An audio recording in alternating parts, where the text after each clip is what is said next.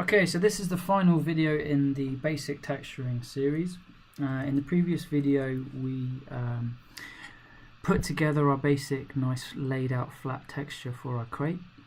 We had a go at layering up some brushwork on there as well to maybe just create a little kind of roughed up feel to our object, and then we exported it as a JPEG. What we're going to do now is go back to Maya and apply that texture to our object. Now the beauty of UV mapping and working in with this workflow is that this process is really simple now. All we're going to do is create a new material, make Maya look for an image file instead of a solid color, and the UV map has done all the work for us. It will, because the image that we're applying is in exactly the same place as our UV map, we don't have to worry about anything. It's going to apply it and attach it to our object, and it's all going to work perfectly, he says. Let's see. So again, if you've not gone over this process before, watch the previous videos, but it's Hypershade window,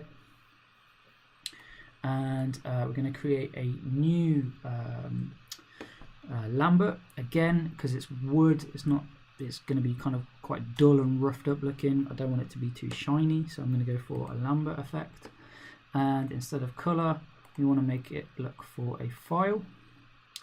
And if we've saved things in the right way, then this is going to be nice and easy. So because I saved it in my source images folder, it will go straight to it, and I can find my crate texture that I created in Photoshop. So there it is.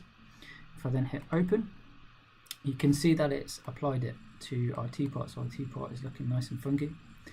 You just need to go to object mode, select your object, hold down right click on the Lambert, and assign material to selection. So back to this view here, and there you go. You can see that top is looking good. We'll put the crosses on the top. Let's have a look at the bottom. Yep. And then we've got that kind of roughed up paint texture on there as well. So that in a nutshell is the basics of texturing within Maya. Very simple texturing using very simple materials. I suggest that you get your head around this method first before anything else. Really get comfortable with UV mapping, sewing things together in the UV editor to make sure that things work nice and neatly. There you go, you can see it there. And yeah, have a play. Have a play. Once you've really got a grasp of this, you will be able to attempt more complex processes, such as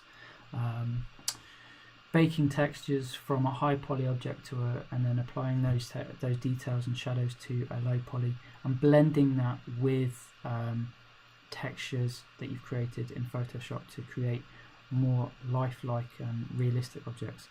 In the next series I'll show you how to do that. So we're going to make an even more realistic looking crate and explore some more texturing techniques.